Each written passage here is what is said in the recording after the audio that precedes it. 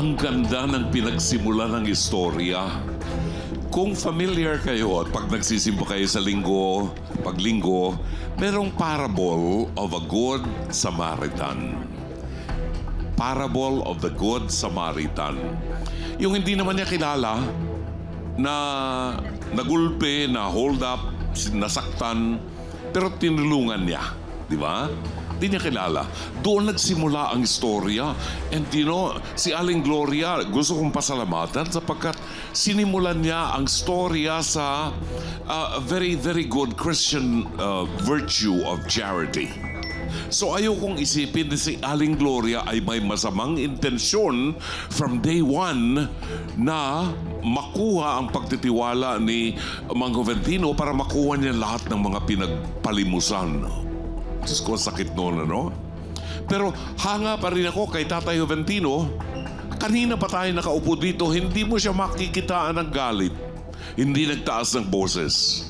Ano? Masyadong Kristiyano siya. Magandang ehemplo para sa akin na gayahin ko. Si Aling Gloria. Aling Gloria, magandang umaga. Andito po ako. Hello. Natutuwa po ako sa inyo dahil inamin naman ninyo na nagamit yung pera at hindi nyo na ipaalam kay Tatay Juventino na ginamit nyo ang nalalabing 20,000. Para kay Tatay, malaking halaga po ang 20,000. Bakit hindi mo tulungang dalhin siya sa ospital at ikaw ang sumuporta sa kanya? Alalayan mo siya sa doktor, sa clinic, whatever. Magkano lang ang gamot? Mamalimos na tayo para ibalik natin sa kanya. Ang mahalaga po rito, huwag niyong sayangin yung sinimulan ninyo na aral ni Kristo. Maraming salamat, Mama Carla. Maraming salamat, Dr. Love. Ngayon naman, bumalik tayo kay Attorney Jess at meron siyang karagdagan. Attorney Jess. Thank you, Mama Carla.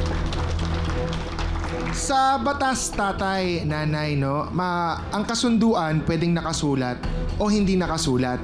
So may kasunduan kayo, hindi lang siya nakasulat. At yan ang karaniwang problema ng mga Pilipino, no, dahil sa tiwala, sa ating kultura, magkakilala kayo, magkakaroon tayo ng kasunduan, pero hindi nyo na ilalagay sa kasulatan. Of course, mahirap naman ilagay sa kasulatan lahat ng mga pag-uusapan.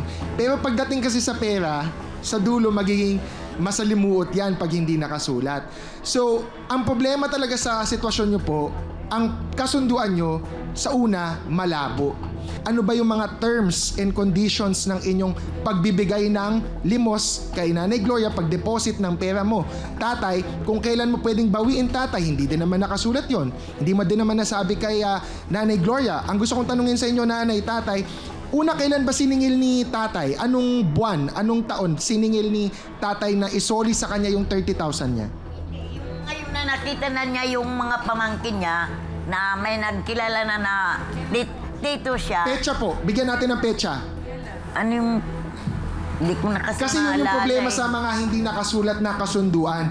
Walang petsa. Hindi ko na kasi maalala eh. Siyempre may karapatan ka, tatay, singilan ng pera mo. Pero may karapatan ka din, Nanay Gloria, sa lahat ng mga may utang sa buong Pilipinas. May karapatan din tayong hindi tayo singilin araw-araw na hindi din marangal yung paniningil. So, dapat may kasunduan yan, kasulatan kung kailan sisingilin. So ngayon, yung malabo na problema gawin nating malinaw. Pagkatapos ng show na ito, mamaya, dapat po mayroon kayong kasunduan. Kung kukunin nyo po yung suggestion ni Dr. Love, okay yun, sasamahan nyo si tatay sa ospital or kayo yung bibili ng gamot. Ang isa pong alternatibo doon, magkakaroon kayo ng kasulatan para may petsa na po kung kailan nyo isusoli yung pera, magkano kada buwan o isang buo. So yung malabong problema, gawin nating malinaw.